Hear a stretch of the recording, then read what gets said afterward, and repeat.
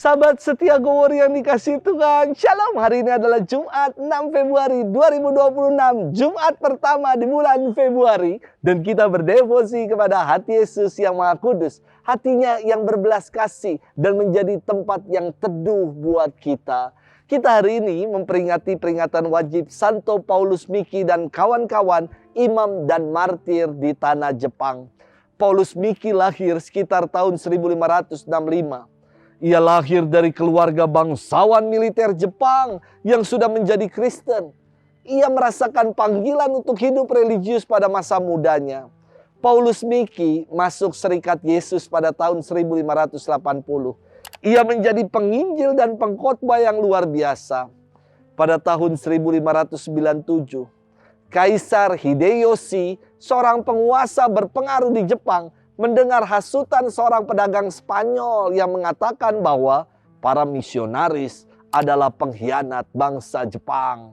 Maka ia menangkap 26 orang yang dianggapnya sebagai para pengkhianat, termasuk Paulus Miki. Dan 17 di antara mereka adalah orang Katolik awam Jepang, termasuk anak-anak. Pada 5 Februari tahun 1597, ke-26 orang itu dibawa ke tempat eksekusi di luar kota Nagasaki. Mereka dikaitkan pada salib dan masing-masing dibelenggu dengan belenggu besi di sekeliling leher mereka. Tombak ditikamkan kepada mereka masing-masing.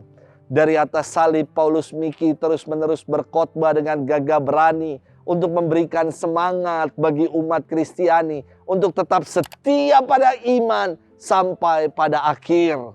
Paulus Miki baru diam setelah sebuah tombak menembus dadanya. Ke-26 martir ini telah memberikan diri dan membasuh gereja di tanah Jepang dengan darahnya. Hingga kini iman kekristenan di tanah Jepang bertumbuh subur. Hari ini kita akan bersama-sama merenungkan firman Tuhan yang diambil dari Injil Markus 6 ayat 14 sampai 29. Kita siapkan hati kita. Haleluya, haleluya, haleluya. Berbahagialah orang yang menyimpan sabda Tuhan dalam hati yang baik dan menghasilkan buah berkat ketabahannya. Haleluya, haleluya, haleluya. Tuhan bersamamu dan bersama rohmu. Inilah Injil suci menurut Markus, dimuliakanlah Tuhan. Pada waktu itu Raja Herodes mendengar tentang Yesus, sebab namanya memang sudah terkenal.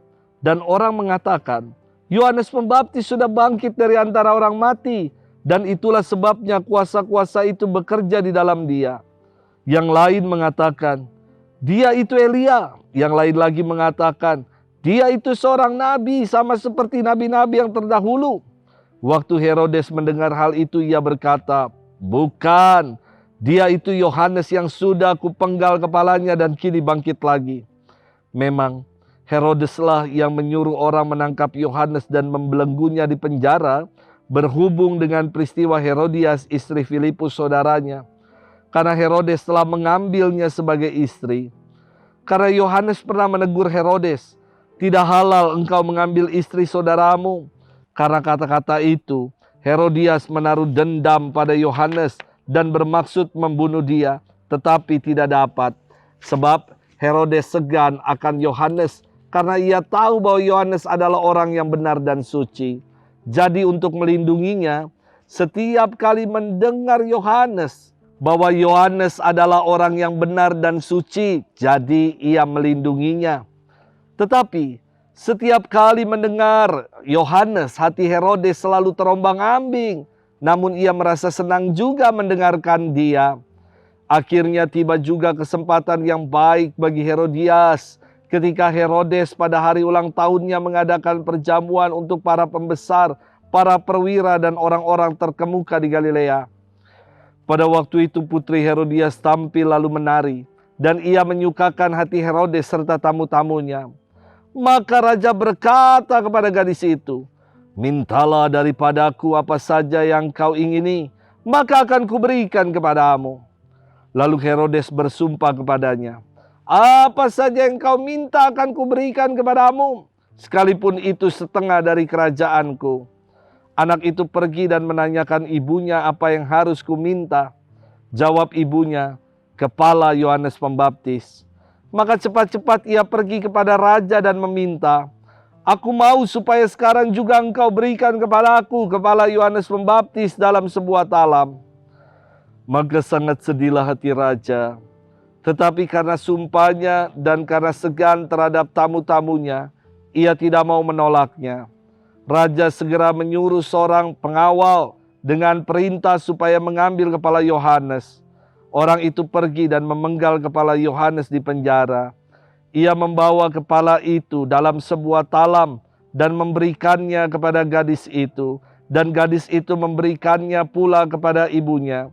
Ketika murid-murid Yohanes mendengar hal itu, mereka datang dan mengambil mayatnya lalu membaringkannya dalam kubur. Demikianlah sabda Tuhan. Terpujilah Kristus. Sahabat setia Gowor yang dikasih Tuhan, Shalom. Ada sebuah nyanyian yang mengatakan begini, hati-hati gunakan tanganmu, prok prok prok.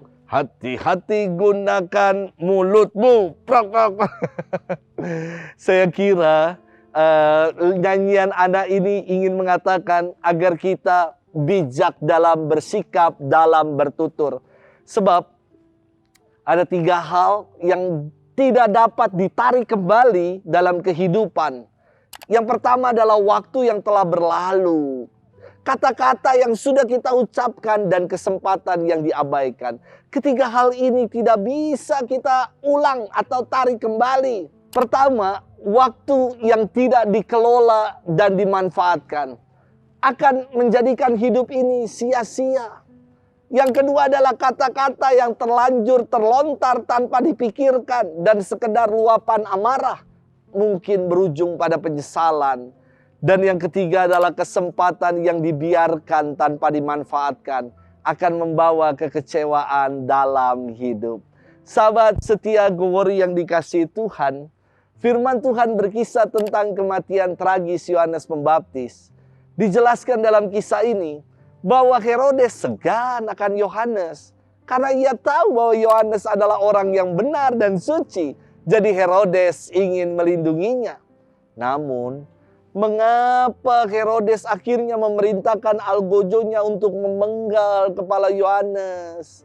Inilah tipu daya hasutan. Menurut Kamus Besar Bahasa Indonesia, menghasut berarti membangkitkan hati orang supaya marah, memberontak, melawan, dan lain-lain. Menghasut dalam analogi bahasa sekarang disebut kompor yang suka manas-manasin orang untuk melakukan keburukan. Mungkin di tengah komunitas, di dalam jemaat, di dalam gereja. Ada pula orang-orang yang suka jadi kompor hobinya. Herodes terhasut oleh Herodias, istri Filipus yang diambilnya. Sehingga ia terprovokasi untuk mengakhiri hidup Yohanes Pembaptis. Sahabat setia Gowor yang dikasihi Tuhan, hati-hati dengan tipu daya hasutan yang mempropaganda dan menyesatkan kita. Ada pepatah yang mengatakan, mulutmu harimaumu. Jangan sampai mulut ini justru menerkam diri kita sendiri. Kita dikaruniai 2 telinga, 2 mata, 2 tangan, 2 kaki, tetapi hanya 1 mulut. Saya kira maknanya bagus. Tuhan mengajak kita untuk lebih banyak mendengar, melihat, berkarya dengan tangan dan kaki kita. Bukan lebih banyak berkata-kata.